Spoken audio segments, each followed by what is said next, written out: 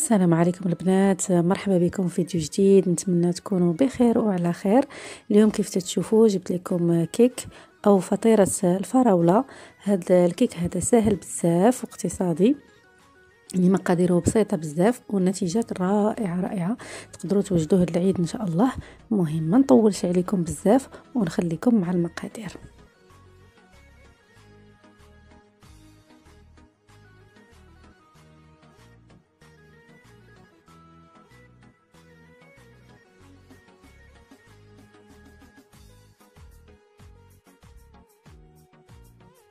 بالنسبه للمقادير غادي نحتاجو فريز مقطع طريفات صغار، كميه على حسب نتوما اللي متوفر عندكم.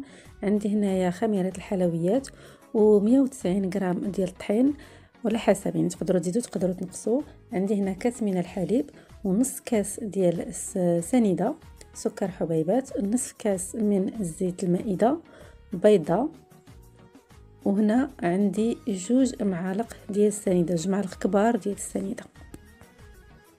حاجه غادي ناخذوا الفريز ديالنا وغادي نزيدوا عليه سكر سنيده وغادي نخلطوه مزيان وغادي نخليوه على جنب حتى يتعسل ويطلق هذاك الماء ديالو. من الاحسن هاد العمليه ديروها شويه قبل، يعني واحد المده قبل ما تبداو تصايبوا الكيك ديالكم، باش هكذا الفريز كيطلق السيرو ديالو. انا هنا وجدته دغيا دغيا. مهم نتوما من الاحسن وجدوه قبل. في واحد الاناء غادي نديروا البيضه ديالنا وغادي نضيفوا عليها نصف كاس من سكر حبيبات وغادي نخلطو مزيان. يا تخدموا بالباتور كهربائي اولا باليدوي، لكم الاختيار ما اللي متوفر عندكم. غادي نطربوهم مزيان حتى يتجانسوا.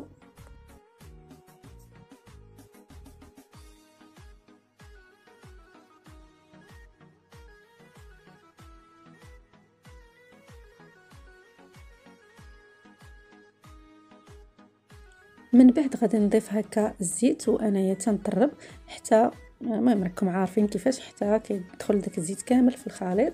وعاد غادي نضيف الكاس ديال الحليب اللي عندي ونكمل في التطراب.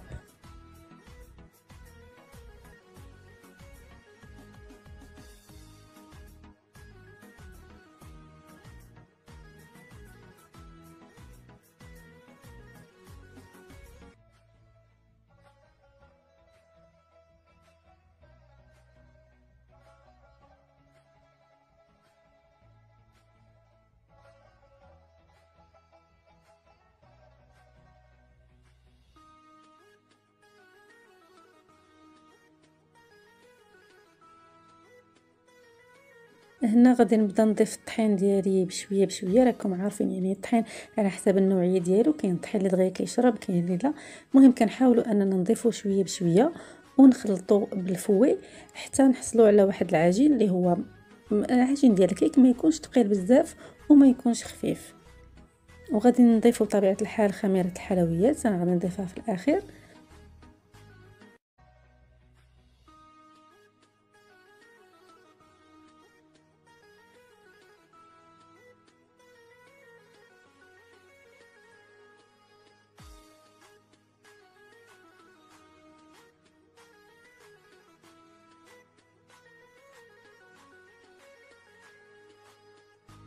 ما تنساوش انكم ضروري تغربلوا سوا الطحين سوا الخماره ديال الحلويات، هكذا باش ما يتكونوش لنا ديك الكتل ودوك الكويرات اللي تيبقاو اللي تيكونوا في الخليط. هنا ها هو الخليط ديالي وجد، هانتوما كيف تشوفوا يعني ما ثقيلش وما خفيفش، يعني واحد القوام اللي شاد شويه في راسو.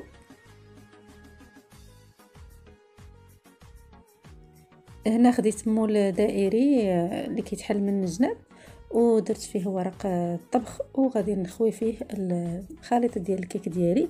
تقدروا نتوما تستعملوا اي مول عندكم، ولكن ما تنساوش ضروري انكم تدهنوا الا ما كنتوش غادي ديروا ورق الطبخ. صافي غادي نخوي الخليط ديالي كامل ونحاول انني نساويه في الجناب كاملين حيت هو تيكون يعني شويه ثقيل.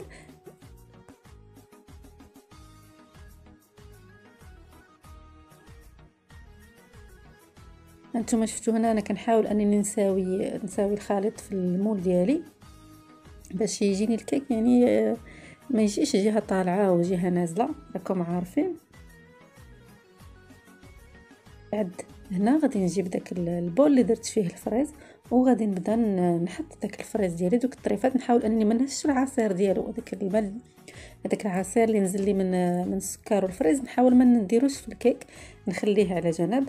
المهم غادي ناخذ الطريفات ديال الفريز ديالي وغنحاول انني نوزعهم على الكيك ديالي كامل، ما ننساش شي بلاصه.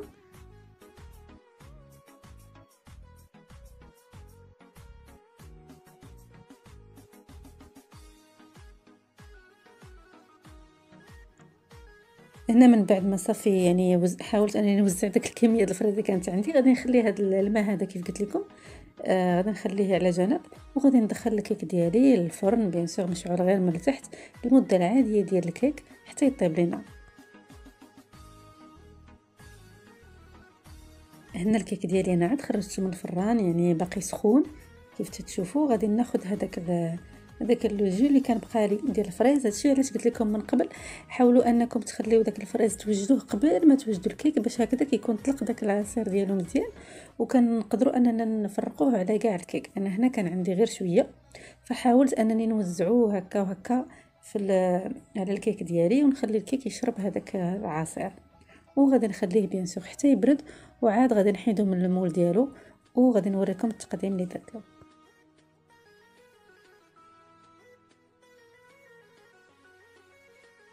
وهذا البنات هو الشكل النهائي ديال الفطيره الفراوله. هانتوما كتشوفوا انا درت من الفوق شويه ديال السكر كلاصي، تيبقى لكم نتوما الاختيار في التزيين.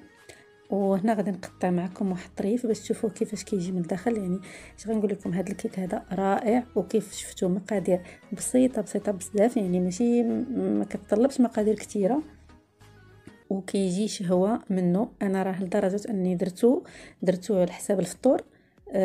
ما صبحش الصباح ما لقيناش يعني تكلا ما شاء الله في ديك الليله نيت اللي وجدته تكلا كامل. غزال. نتمنى انكم تجربوه وتردوا عليا الخبر في لي كومونتير، لان فريمون هذا الكيك هذا غادي يحمر لكم وجهكم مع ضيافكم، وغادي يعجبكم حتى نتوما اكيد. وغادي نقول لكم هنايا مع السلامه، وما تنساوش انكم تخليو لي لايك ديالكم ولا كومونتير ديالكم، واللي اول مره كيشوف القناه ديالي ينضم للقناه مرحبا به، ويفعل الجرس باش يتوصل بكل جديد ان شاء الله. وخليتكم على خير حتى نتلاقاو في فيديو مقبل ان شاء الله. السلام عليكم.